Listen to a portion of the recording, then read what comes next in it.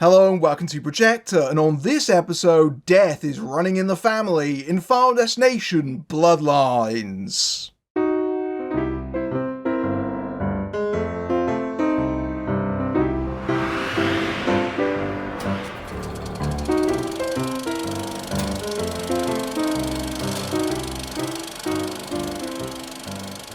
Every day, college student Stephanie Rave, played by Caitlin Santa-Juana, has had a recurring nightmare about her grandmother Iris Campbell, played by Brett Bassinger, and hundreds of others dying in a tower collapse in 1968. Learning that she's inherited the premonition that saved Iris that day, Stephanie locates her estranged grandmother, played by Gabrielle Rose, who has spent decades evading death. Stephanie realises that death has been eliminating the descendants of the tower survivors and tries to save her family's lives. Just like a slasher villain, you can't keep a horror franchise down. You might think they're dead, but then they'll pop back up again for another stab at it. And Final Destination was, if not dead, certainly dormant for a long time. The last entry was in 2011, and the fifth film effectively wrapped things up with a last-minute reveal that tied the whole series together with a nice little bow, as it was starting to succumb from diminishing returns. But ever since the 2018 Halloween brought the legacy sequel formula from blockbusters like Star Wars, the horror genre, many of the genre's most well-known franchises have been revived, with 2022's Scream being a huge success while kinda sending the whole thing up. And because that's back, the whole late 90s post-Scream wave of teen slashers are getting reanimated. I Know What You Did Last Summer is back later this year, an urban legend reboot is reportedly in development, and of course, Final Destination, which returns for its 25th anniversary, which is definitely enough to make you feel immortality in its own right. And fittingly, this latest entry, Bloodlines, is co-written by Gary Busick, who worked on those later two Scream sequels. It also, strangely enough, has a story and producer credit for John Watts, who directed the Tom Holland Spider-Man films. It's directed by Zach Lipovsky and Adam Stein, who have a bit of a wild CV that veers from horror to family friendly. They previously did a live action reboot of Kim Possible, and Lipovsky helmed the WWE backed reboot of Leprechaun with Hornswoggle, but let's not try and hold that against them. Apparently Lipovsky and Stein got the job because they were such big fans of the series, so much so in fact they even managed to stage a death scene over Zoom while meeting with the producers, which, yeah, that sounds like a pretty killer audition. And I saw Bloodlines in a special double feature screening of the original film, which made for an interesting compare and contrast, especially because I hadn't seen that first one for so many years. Like many long-standing franchises, the first Final Destination isn't quite what the series would become. Now, I don't want to call it quaint because it isn't really, but it is very much of its time. Not only is it clearly part of the late 90s teen slasher wave, but it started out as an X-Files spec script, so it has a lot of that DNA still in it, like the weird subplot with the FBI guys who are clearly Mulder and Scully with the names changed. But the first was also a much slower film, touching on themes of survivor's guilt and loss with its characters, and breaking that youthful I'm gonna live forever feeling of invincibility that teenagers often have, with the harsh reality that everyone dies, and all it takes is a cruel twist of fate. But the first also had more of an emphasis on suspense and a creeping dread. It kind of feels like a campfire story. Really, the form is solidified with the second film, and like most horror series, the later films exaggerate what the fans want, like the spectacular kills, which get gorier with each passing entry, at the expense of flattening things like characterization. I talked about this way back when I covered the third film, so long ago in fact that this could almost be considered a legacy sequel to that, but after a certain point, the films just became death machines that ground through their characters, with an Adair being the fourth film, which barely had a plot to tie all the kill scenes together. And therein lies the problem. How exactly do you do a legacy sequel to a franchise that is, by definition, final? This is probably the most fatalistic of all horror franchises, because most of the films end with no survivors, which means there's almost nobody you can bring back.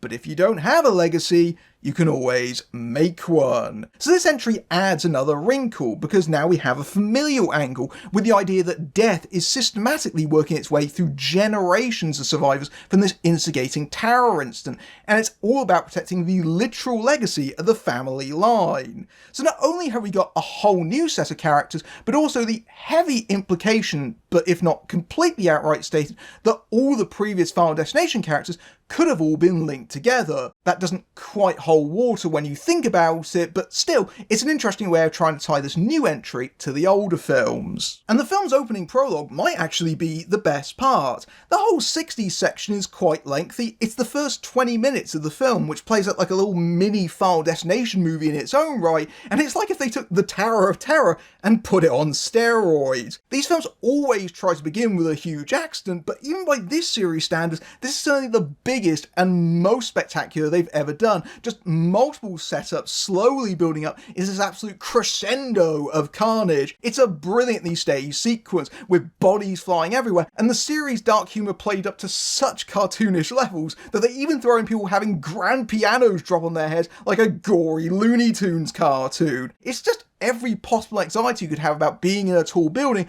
all playing out at once, with loads of excellent stunt work amidst all the CGI, like a practical fire effect gag. Apparently the stunt performer was 71 and came out of retirement just to break the record. There's also a memorably grisly bit involving a lift. They clearly went all out for this opening, but it does come as a result of being a bit front-loaded. When it comes time to introduce the actual main characters and story, having it suddenly slow down does feel a little weird. Normally these films do the setup and then the big action for this exact reason, but the story is dictated that the structure be flipped. What's even more noticeable is the film is clearly trying to split the difference between the original film and the sequels, trying to have a more character-based approach, but still having the splattery punchlines of the sequels that the fans have come to expect. So the result is that instead of being stereotypical ciphers that are simply lambs for the slaughter, there is an attempt to try and flesh them out and give them a bit more screen time to invest in them and the family's dynamic before trying to kill them. And there are a lot of family secrets, not helped by the fact that their grandmother Iris spent all of her time warning them about death and traumatizing them in the process. The now elderly Iris lives alone in a secluded house with as many contingencies as possible to keep anyone and everything out, including death. She's basically a cross between Laurie in a booby-trapped home in the 2018 Halloween and that bit in the first one where Alex hides in a duct tape-lined cabin going slightly mad, but if he did it for several decades. Gabrielle Rose is amusingly kooky in her key exposition scene as she talks about death almost like an old frenemy, and she's got a big book of all the ways that someone can die. If you're a fan of these films, you can probably relate. Given the catalogue of anxieties they've likely given you over the years, you could probably write that book yourself. And the movie's like, hey, do you remember that scene with the bus? Or do you remember that one with the logging truck? And certain members of the audience go, oh yeah, I remember alright. Unfortunately, even with the better characterization, Stephanie is not very interesting as a central character. They set her up as this very academic, grade A student who's now struggling because of these nightmares, but that's quickly dropped, and Caitlin Santa-Juana is given a fairly generic role to play. She doesn't have the haunted quality that Devon Sauer gave to his powers of premonition in the first, but then again, none of the leads in the sequels have come close to that either. Luckily, she's surrounded by cousins who are far more memorable, especially Richard Harmon's Eric and Owen Patrick Joyner's Bobby, both of whom are comic relief characters.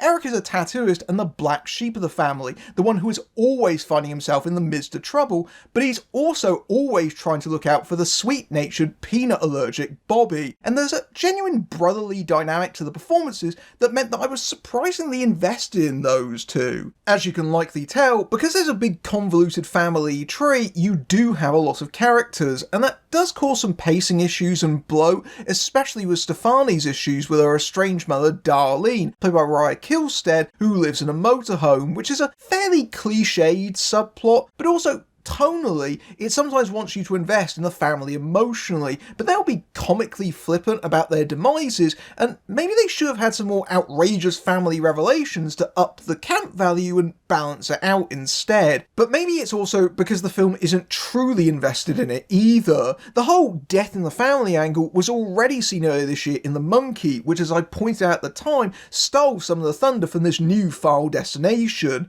But that film was a weirdly personal, dark, existential comedy that was genuinely trying to deal with generational trauma and living with the certainty of unpredictable death. The Monkey was sincerely about those things, whereas Bloodlines pays lip service to them because it knows it's a popcorn horror at heart. But there is one moment where it does get serious about death, and that's with the only real recurring character in this series, mortician William Bloodsworth, played by the late Tony Todd in his final film appearance.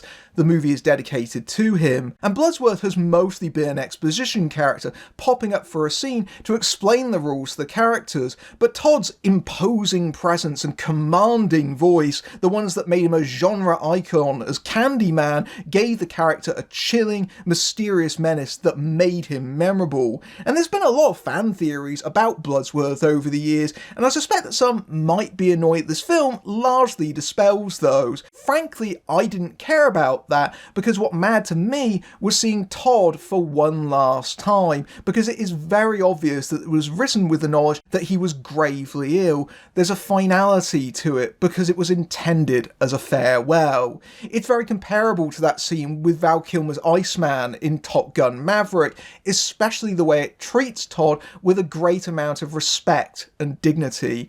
Todd is in noticeably poor health, but he still commands the screen, and given the subject matter, there's an unavoidable bittersweet poignancy to his posthumous performance. But in that moment, Todd transcends both the film and the character that he's playing.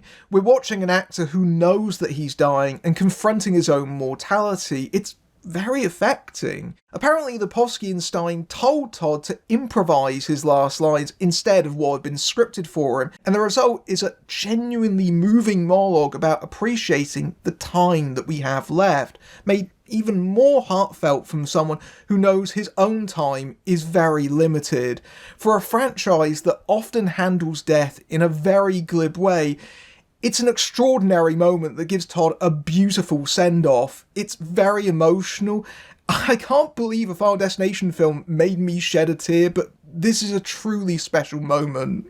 Elsewhere, though, it's business as usual, with lots of extravagantly choreographed death scenes. If you've seen these films before, you know they're all about the subtle ripple effects and chain reactions like Rube Goldberg machines slowly moving into place, and Bloodlines takes particular pleasure in misdirecting your attention. Careless actions, the unobserved threats, and death just plain forcing its hand, all adding up. And this entry seems particularly fixated on crushing people slowly and graphically with wince-inducing effects, so there's definitely a big gross-out factor, even though it is pretty much slapstick. It's clear that it's intended for a big cinema audience. Sometimes I do think the film spends so much time building up to the kills that when they do come, it feels strangely anticlimactic. For example, the barbecue scene culminates in a grisly payoff, but the thing that will probably traumatise most viewers is the image of a sharp piece of glass getting mixed into the ice in a drink, which is far more unnervingly plausible. So it's all very well being elaborate, but sometimes less really is more. That being said, the standout sequence is a lengthy bit involving an MRI scanner gone haywire, which is absolutely preposterous, but is amusingly over the top as metal flies everywhere, and if you have piercings, prepare to be especially grossed out, as one viewer in my screening said afterwards, "That was disgusting." For a series back from the dead, Final Destination Bloodlines mostly does what it needs to, reintroducing the series for a new generation of teens to discover, while also delivering on the gory chaos that fans have come to expect.